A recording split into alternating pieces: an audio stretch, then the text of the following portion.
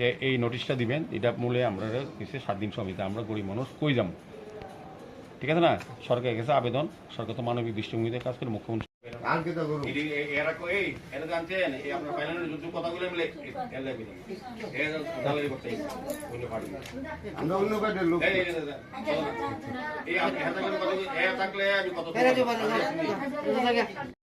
অনেক অংশ মানুষ দখল করে রাখছেন।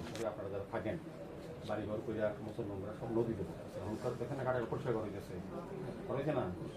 এরকম যখন মাটি তোলা হইব, বালি তোলা হইব, জলের ফ্লোরে থাকে কাজ হইতেছে। এখন এই কাজ করতে সব থেকে এতদিন ফ্রি রয়েছে, তখন আপনারা সব থেকে কষ্ট করেন, কিছু করেন না। এখন যেহেতু আপনার এসডিএম বা ডিএম ছুটি দিচ্ছে, তারা যদি করেন যে গরিব মানুষ কই যায়, আমরা কর্পোরেশনে কিছু করেন না, এটা আমরা করতে চাই কাজ।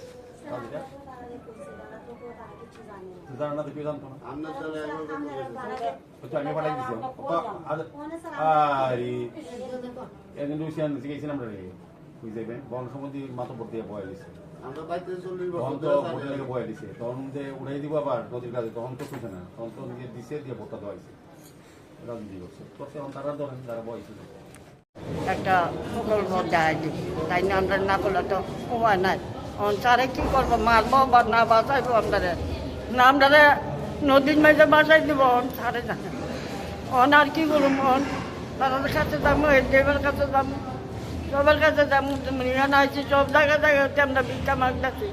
স্কুলের ব্রিজের কিনারে কাটা খাল যেন আছে, এখানে আমরা বাস করি।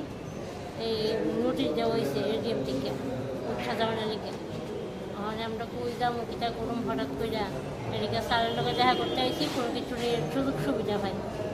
নোটিশ কে করছে? এডিএম থেকে দেখা করছি, তারা কইছে কোনো কিছু পাওয়া যেত না, উচ্ছাদে